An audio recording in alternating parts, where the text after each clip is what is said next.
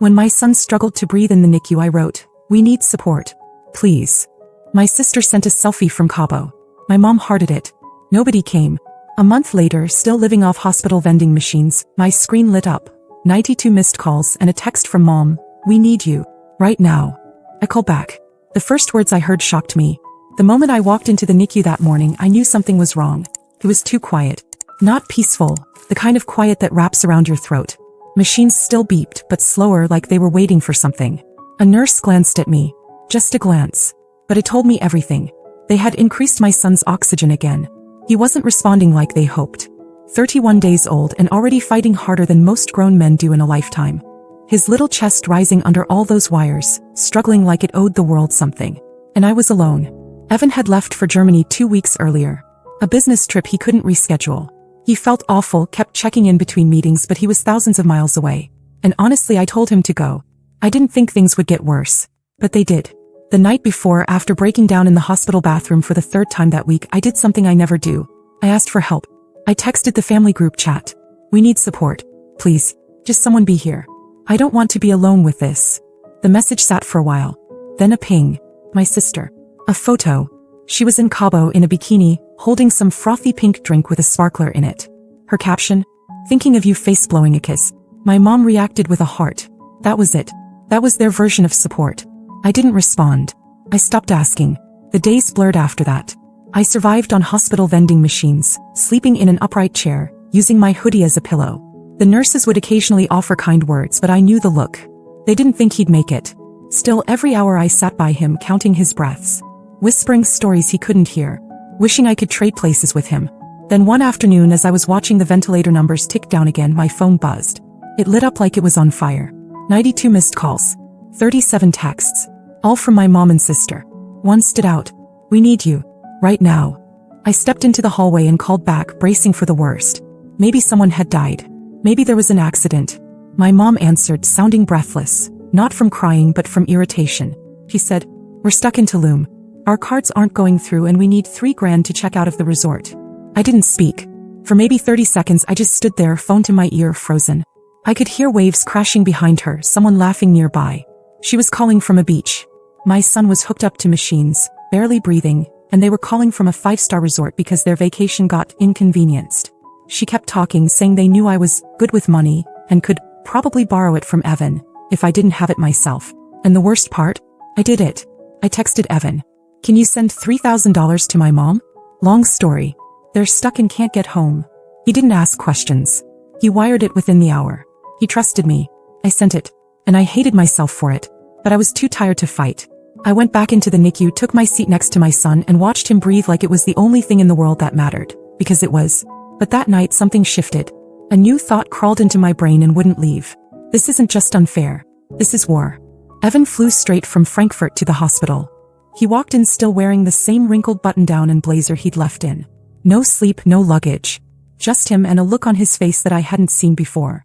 It wasn't panic, it wasn't confusion. It was quiet rage. He barely said anything, just dropped his laptop bag, leaned over the incubator and whispered our son's name. I don't think I even realized I'd been holding my breath until he was in that room. For the first time in weeks, I didn't feel completely alone. But the relief didn't last long. Because I still hadn't told him everything. That night we went home together for the first time in over a month. Our apartment looked like it had been abandoned. Mail stacked up on the counter. Plants half dead. The smell of hospital disinfectant still on both of us. We sat on the couch, didn't even turn on the lights. And then I told him. Everything. The group text. The Cabo selfie. The heart emoji from my mother. The silence. The vending machine dinners. The 3 a.m. breakdowns in the family bathroom. And then finally the call. 92 missed calls. 37 texts. "We need you. Right now." How I thought something terrible had happened. Maybe my dad, maybe something else. How I'd stood there in the hospital hallway and listened to my mom say they were trapped in Tulum because their cards didn't work. How she asked for $3,000 like it was nothing. How I wired it with Evan's money because I didn't know what else to do. When I finished, I waited for him to be angry. I braced for it. But all he did was sit there, hands folded, and ask. Did they ever ask how he was doing? I shook my head. He didn't speak for a full minute. Then he stood up, opened his laptop, and started typing. I asked him what he was doing. "I'm done supporting them," he said. "They're not your family. They're a debt." Over the years, Evan had quietly picked up the tab on so many things. He paid off my mom's surprise dental bill last year. He sent my sister money after she lost her job, which we later found out she didn't. He booked last-minute flights for them to visit us and then covered all their meals, hotel stays, everything. I always told him they needed help, that they didn't have much. He never argued. He'll know. Within 48 hours he shut everything down. Cancelled the backup credit card my mom used. Revoked access to the family phone plan he'd been paying for. Unsubscribed from all the automatic payments he'd set up for them, just in case. At first they didn't notice, but then slowly the messages started coming in. My mom. Hey sweetheart, I think there's a problem with the card for my car insurance. Can you check with Evan? My sister. Weird, my phone's not working. Did Evan switch carriers? And then came the real kicker. A week later. My sister again. Hey Grace, we're planning a trip in July. Family recharge thing. Flights are pricey. Can you and Evan pitch in? Just like 2 to 3K total between the three of us? We thought it'd be good for bonding. Maybe we'll stop by after, see the baby. See the baby. Like he was an exhibit. I stared at that message for 10 minutes. I didn't even feel angry anymore. Just empty. I showed it to Evan. He didn't say anything for a long time. Then he asked, do you want to help them? I didn't answer right away. But later that night I borrowed $3,000 from him again. He didn't question it. Just transferred it. And I sent it to them. They thanked me, of course. Gushed even. Sent pictures of hotel rooms and beach views. Said things like, family forever, smiling face with hearts. And, so glad you understand. But it wasn't kindness that made me do it. It was strategy. Because that was the last dollar they'd ever see without a cost. I was done playing the quiet, patient one. I'd given everything I had, time, energy, dignity, while my baby lay fighting for his life, and all they saw was a bank account with feelings. They thought I was soft. They thought I was weak. They didn't know I was waiting. After I sent them the money for their family recharge, they disappeared again. No check-ins. No updates. No real interest in my son's recovery. Not even a text to ask if he was still in the hospital. I didn't expect them to change, but a part of me hoped they might at least make it better. We finally brought our son home 2 weeks later. Evan carried him in like he was carrying the crown jewels, gentle and proud, while I unlocked the front door. The apartment was clean. Evan had arranged for someone to come through before we left the hospital. There were diapers stacked in the corner, bottles lined up neatly, new baby clothes with tags still on. He'd been preparing quietly while I lived in that sterile hospital room, and for a moment it felt like peace. We settled into something that resembled routine. Sleepless nights, feedings every 2 hours, long stretches of just the three of us cocooned inside while the world outside kept moving. It was hard, but it was ours. Then one Thursday afternoon I heard the knock. I wasn't expecting anyone.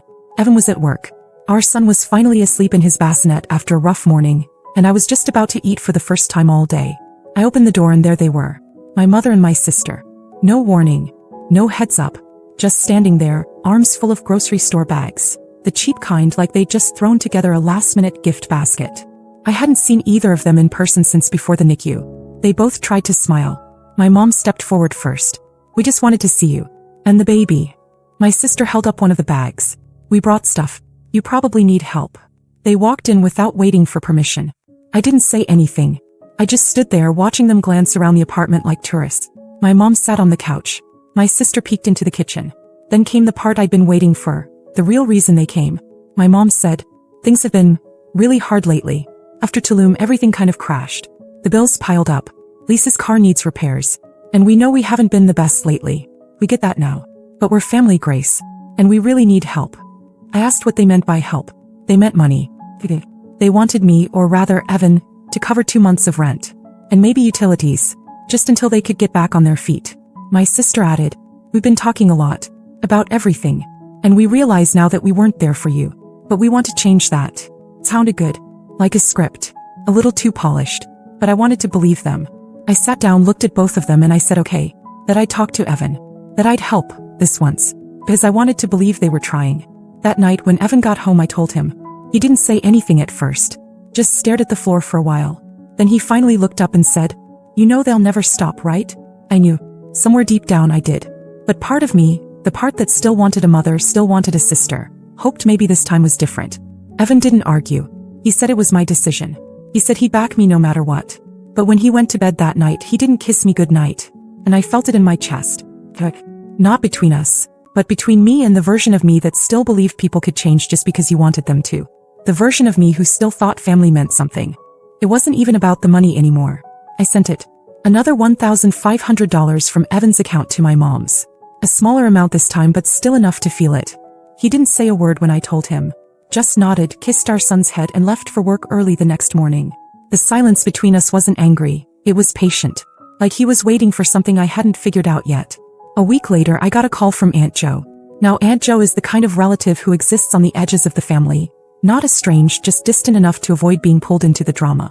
She lives 3 states over, retired early, never married, never had kids. She checks in maybe twice a year, sends weird handmade Christmas ornaments, and has a talent for staying out of everyone's mess. So when her name popped up on my screen I almost didn't answer. But I did. And the first thing she said was, "Grace, I'm sorry. I shouldn't have stayed quiet this long." I had no idea what she meant. Turns out she'd flown in to visit my mom for a few days. She hadn't seen them in years. Thought it'd be a nice surprise.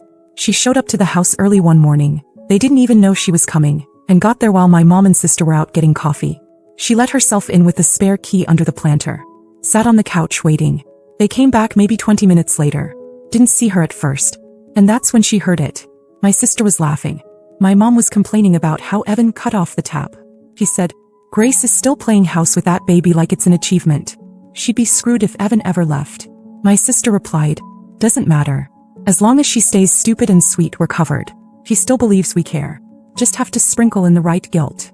My mom added, "She's desperate to have a family. Always has been. That's the trick. Remind her what she wants and she'll keep paying for it." They laughed. Aunt Jo sat frozen on the couch until they walked in and saw her. She said the color drained from both of their faces. My mom tried to play it off. Said it was a joke. That it was sarcasm. Family stuff. Jo left that night. She hadn't told me sooner because she thought maybe I already knew.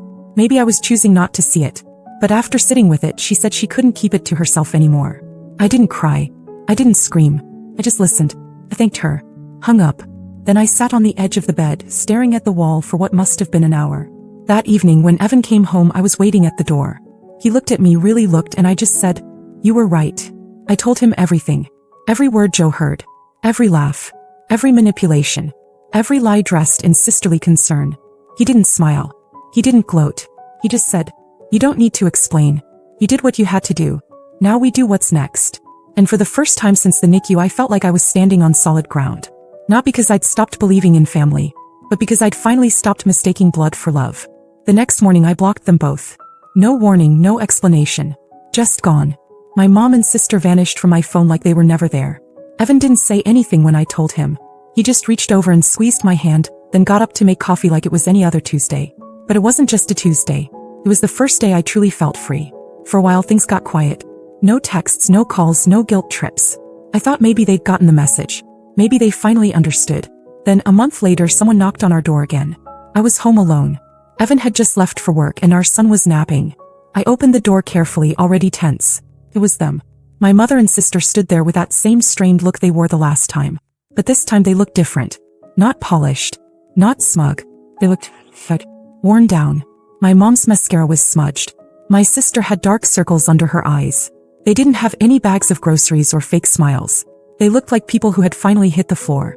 My mom spoke first. "Grace, please. Can we come in?" I didn't say anything. I stepped aside. They sat on the couch without waiting. My sister stared at her hands while my mom stared at me.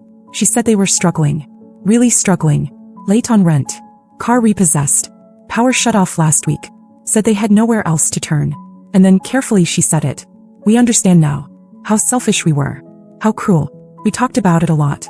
We really truly get it now. We want to be different." My sister nodded. "We know we don't deserve another chance. But we're asking for one."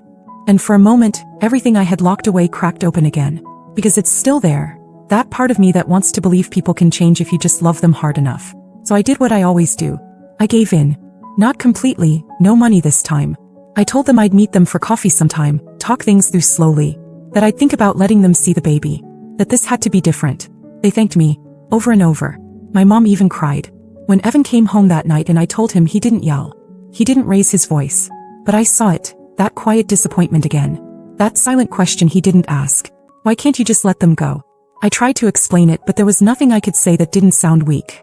I just said I had to give them this chance. That I needed to believe they meant it. He didn't agree. But he didn't fight me either. He just said, "Then let's be smart about it. One step at a time." We set boundaries. Real ones. No money. No drop-ins. No babysitting favors. If they wanted to rebuild anything, it would be slow and on my terms. And for a little while it almost seemed like it might work. Until the next surprise came, not from them but from someone I hadn't seen in over a decade. Aunt Jo was back. She showed up unannounced, standing at my door holding a box of hand-me-down baby books and a grocery bag full of homemade cookies. She said she was in town and wanted to check in. Said she missed me. We sat in the kitchen while my son slept.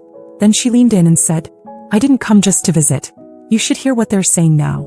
And what she told me next would burn away any hope I had left.